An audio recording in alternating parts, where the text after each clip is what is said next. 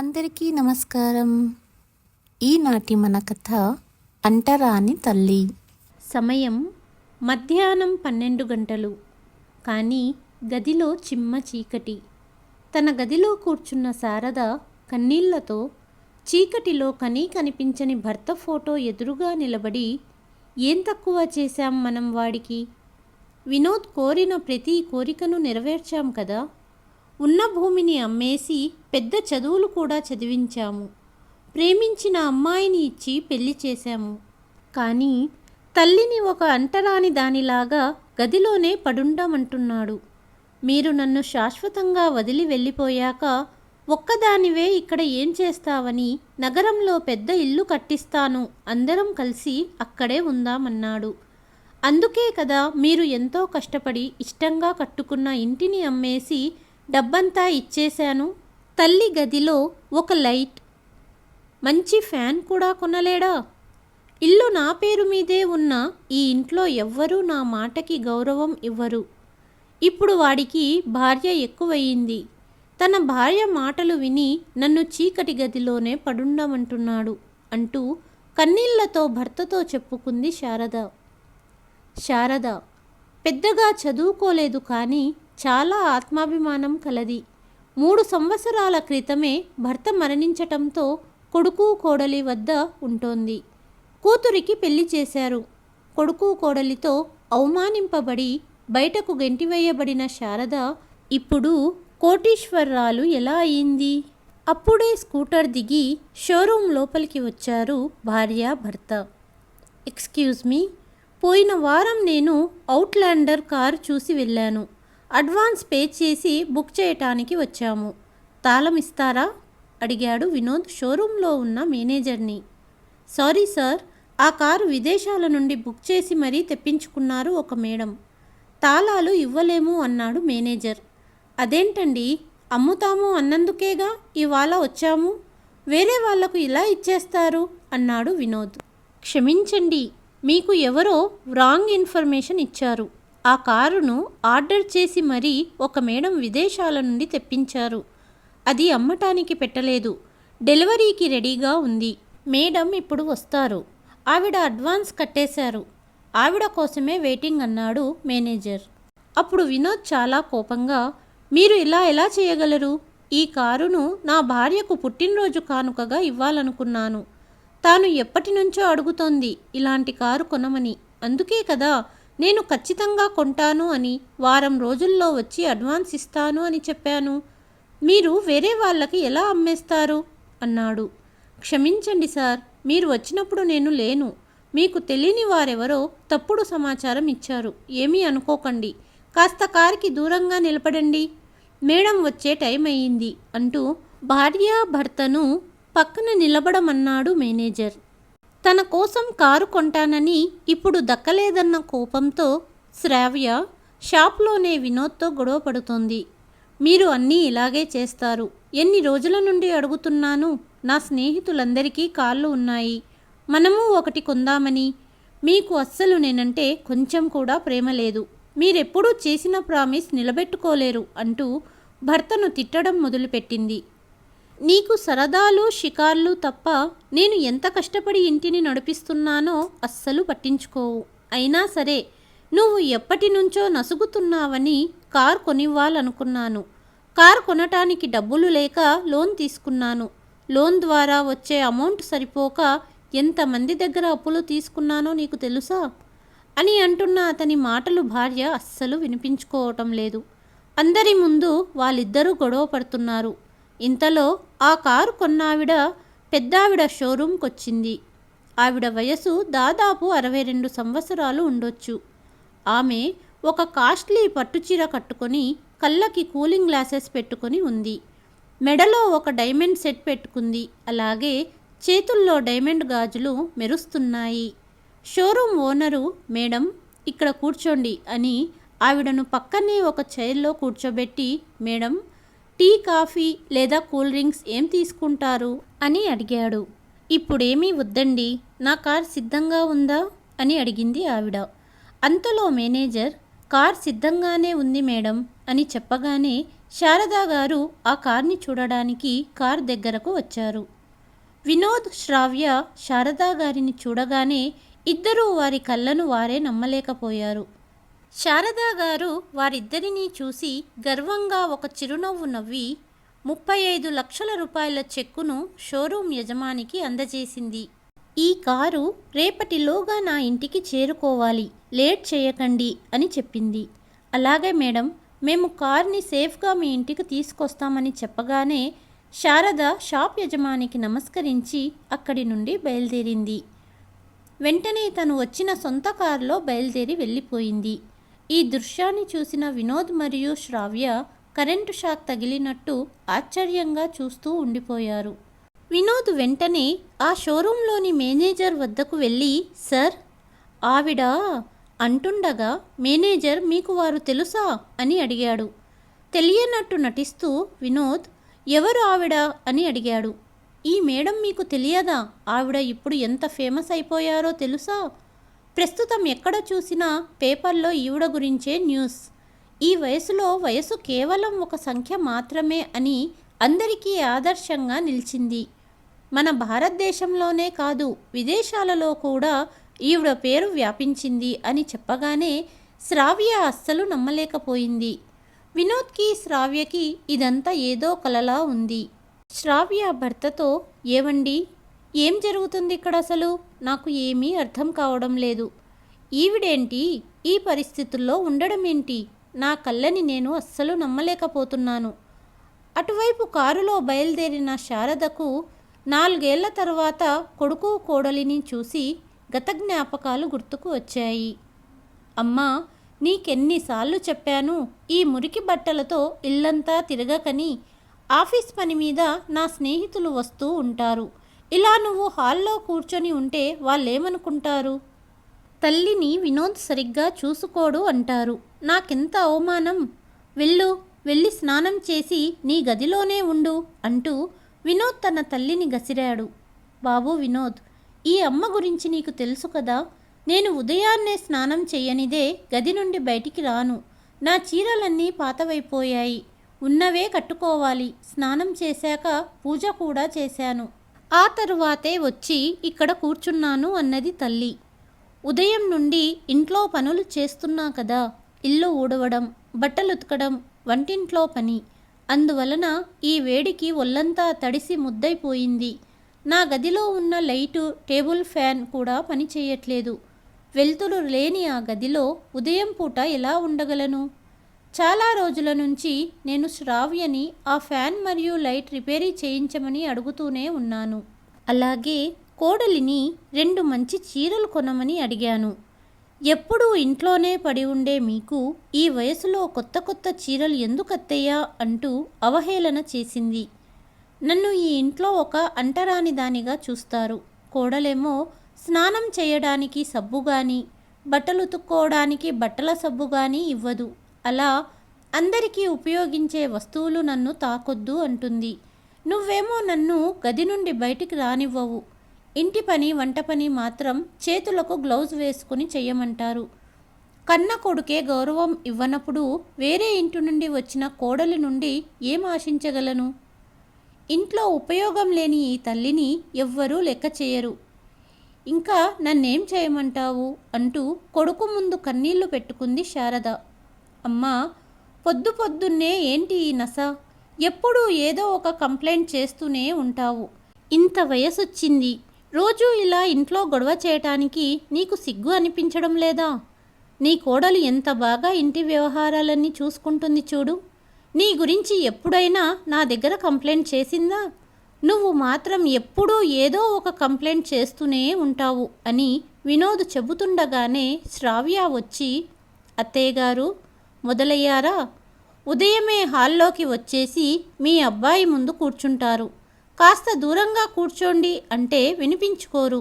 సాయంత్రాలు office నుండి రాగానే ఆయన పక్కనే సోఫాలో కూర్చుంటారు.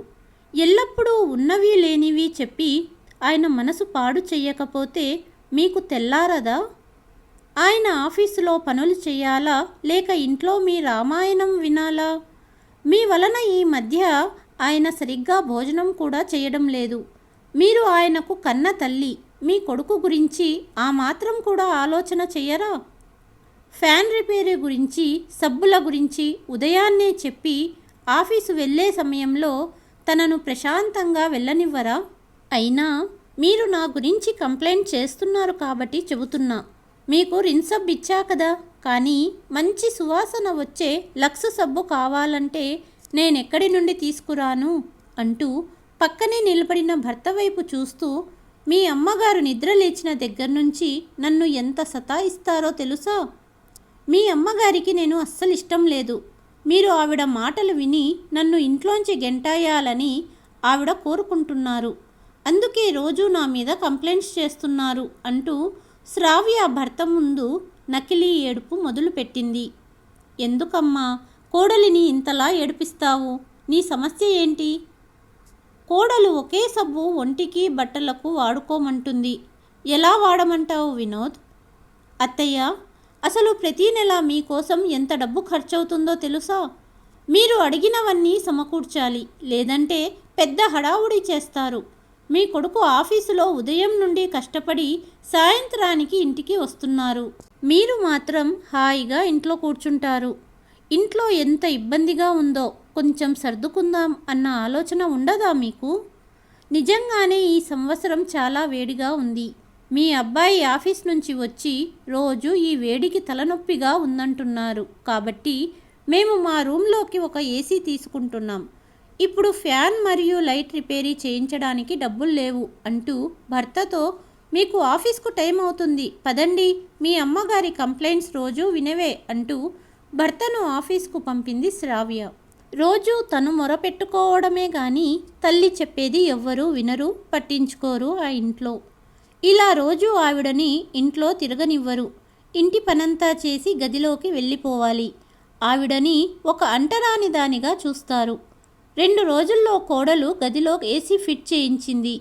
ఈ వయసులో కనీసం తల్లి గదిలోని ఫ్యాన్ రిపేరీ చేయడానికి డబ్బు లేదు, కానీ వీళ్ళు మాత్రం ఏసీ కొన్నారు అంటూ బాధపడింది శారద.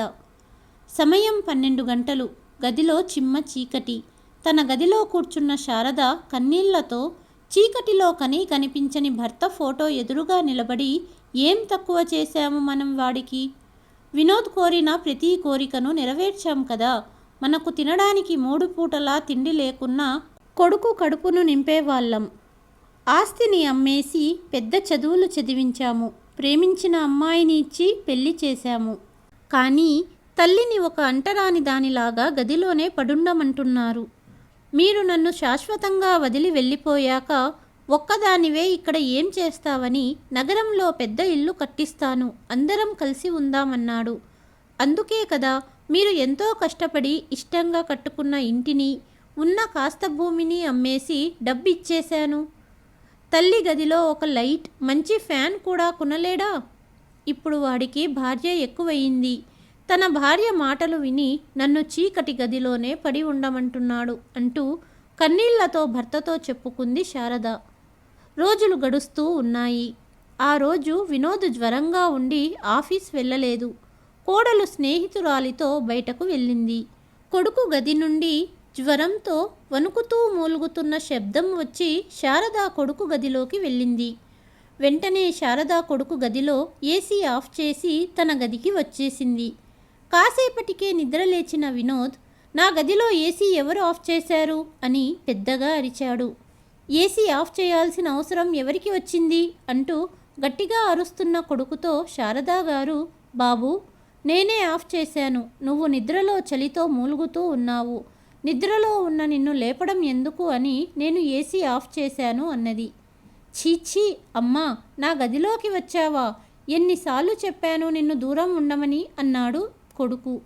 నేను హాయిగా ఏసీలో పడుకుంటే చూడలేక ఆఫ్ చేశావు కదూ. ఎలాంటి బుద్ధులమ్మా నీవి అని కోపంగా తల్లిని తిట్టడం మొదలుపెట్టాడు. అప్పుడే ఇంటికి వచ్చిన శ్రావ్య భర్త మాటలను వినింది. మీరు అసలు మా గదిలోకి ఎందుకు వెళ్ళారు? ఇంట్లో అన్ని విషయాల్లో మీరే పెత్తనం చేయాలని చూస్తారు. జ్వరంతో ఉన్న కొడుకుని ప్రశాంతంగా రెస్ట్ తీసుకోనివ్వరా? ప్రతిరోజు ఉదయాన్నే మీ కొడుకు ముందు కూర్చుని నా మీద లేనిపోని మాటలన్నీ చెప్తారు. ఇల్లంతా నాదే అని తిరగకండి. నోరు మూసుకొని మీ గదిలో మీరు పడి ఉండండి అనగానే కన్నీళ్లతో శారద గదిలోకి వెళ్ళిపోయింది. మీ అమ్మను తీసుకెళ్ళి ఏదన్నా ఆశ్రమంలో వదలమన్నాను, మీరు ఒప్పుకోరు, ప్రతిరోజు ఇదే గొడవ, శ్రావ్య భర్తతో అన్నది. అమ్మను ఆశ్రమంలో వదిలితే ఈ ఇల్లు అమ్మ పేరు మీదే ఉంది కదా, అమ్మ నా పేరు మీదకు రాయదు, ఇల్లు రాయించుకున్నాక ఆశ్రమంలో వదిలేస్తాను అన్నాడు కొడుకు. కొడుకు కోడలి మాటలు విన్న శారదకు రాత్రంతా నిద్ర పట్టలేదు. మరుసటి ఉదయం సమయం 10 గంటలైనా శారదా గారి గది తలుపులు తెరవలేదు. ఎప్పుడూ ఉదయమే నిద్రలేచే తల్లి ఇంతసేపు గది తలుపులు తెరవలేదెందుకు అని కొడుకు కోడలు తల్లి గది తలుపులు తెరిచారు. శారద గదిలో కనపడలేదు. తల్లి సామానులన్నీ గదిలోనే ఉన్నాయి. ఎక్కడికెళ్ళింది అంటూ కొడుకు కంగారు పడ్డాడు. ఎందుకండి అంత కంగారు, అత్తయ్య వచ్చేస్తుందిలేండి, ఏదన్నా గుడికి వెళ్ళిందేమో అన్నది శ్రావ్య. కానీ శారద అమ్మగారి ఊరు దూపాడులోని తన చిన్ననాటి స్నేహితురాలు కాంతమ్మ గారింటికి వెళ్ళింది. భర్త మరణించి ఒంటరిగా ఉంటున్న కాంతమ్మకు పిల్లలు లేరు. చిన్న హోటల్ నడుపుతూ అప్పుడప్పుడు చిన్న ఫంక్షన్లలో కూడా వంటలు వండుతూ జీవనం సాగించేది. శారదను చూసి ఇంట్లోకి ఆహ్వానించింది కాంతమ్మ. భర్త బ్రతికి ఉన్నప్పుడు శారద అప్పుడప్పుడు కాంతమ్మతో మాట్లాడేది. కానీ గత 3 సంవత్సరాల నుండి మాట్లాడట్లేదు. శారద తన కొడుకు కోడలు చేసిన దుర్మార్గాలను స్నేహితురాలితో చెప్పుకుంది. ఊరిలో ఇల్లు అమ్మినప్పుడు తన వద్ద కొంత డబ్బు ఉంచుకుంది శారద. స్నేహితులిద్దరూ కలిసి ఓ చిన్న హోటల్ స్టార్ట్ చేశారు. హోమ్మేడ్ ఫుడ్స్ అని పచ్చళ్ళు, పొడులు, స్వీట్స్ అలాగే పిండి వంటలు తయారు చేసి అమ్మేవారు. మెల్లమెల్లగా శారదా గారి చేతి రుచికి అలవాటు పడ్డారు అక్కడి జనాలు. మెల్లగా వ్యాపారాన్ని పెద్దది చేశారు. ఇప్పుడు దేశంలో శారదా గారి స్వీట్లు, పచ్చళ్ళు ఎగుమతి అవుతున్నాయి. మెల్లగా దేశంలో కొన్ని బ్రాంచీలను కూడా ప్రారంభించారు. ఇవన్నీ శారద దగ్గరుండి చూసుకునేది. అంతేకాకుండా తనలాగా నిరాశ్రులైన వారికి ఆశ్రయాన్ని కల్పిస్తూ వారి ఆకలి తీర్చేవారు. మెల్లగా విదేశాలలో కూడా శారదా గారి పచ్చళ్ళు ఎగుమతి చేసేవారు. వృద్ధాప్యంలో కొడుకుల వలన ఆశ్రయం కోల్పోయిన వారికి చేయూతనిందిస్తూ వారికి కూడా తమ వద్దే పని కల్పించారు. అతి తక్కువ కాలంలోనే వారి బిజినెస్ మంచి లాభాల్లో నడిచింది. తాను సంపాదించిన డబ్బుతో ఇల్లు పెద్దగా కట్టించుకుంది. అలాగే ఒక కారు కూడా కొన్నారు. దూపాడు ఇంటికి చేరుకున్న శారదను డ్రైవర్, అమ్మగారు ఇంటికి వచ్చాము అన్నప్పుడు తన గత ఆలోచనల నుండి బయటకు వచ్చింది శారద. మరుసటి ఉదయం మేడం మీ కార్ తాళాలు అంటూ తాళాలు ఇచ్చి వెళ్ళాడు షోరూమ్ అతను. ఇప్పుడు నేను ఒక స్థాయికి చేరుకున్నాను. నన్ను ఇంతలా చిన్నచూపు చూసిన కొడుకు కోడలికి బుద్ధి చెప్పాలనుకుంది శారద. ఇల్లు తన పేరు మీదే ఉన్నందున ఇల్లు ఖాళీ చేయమని నోటీసు పంపింది. తల్లి ఎక్కడుందో తెలుసుకొని వచ్చిన కొడుకు కోడలు, అమ్మా నువ్వు ఇంటి నుండి వెళ్ళిపోయాక నీ కోసం చాలా వెతికాము. అసలు ఎక్కడికి వెళ్ళిపోయావు? ఇంత ఆస్తి ఎలా సంపాదించావు? మమ్మల్ని ఇంటి నుండి వెళ్ళిపోమంటే ఎలా? ఎందరో నిరాశ్రయులకు ఆశ్రయం కల్పించావు. మమ్మల్ని ఇంటి నుండి వెళ్ళిపోమంటున్నావు. ఎక్కడికని వెళ్ళము? అడిగాడు కొడుకు. నీలాగా తల్లిని అంటరాని దానిలా చూసే కొడుకు కోడలుకు ఇదే సరి అయిన న్యాయం.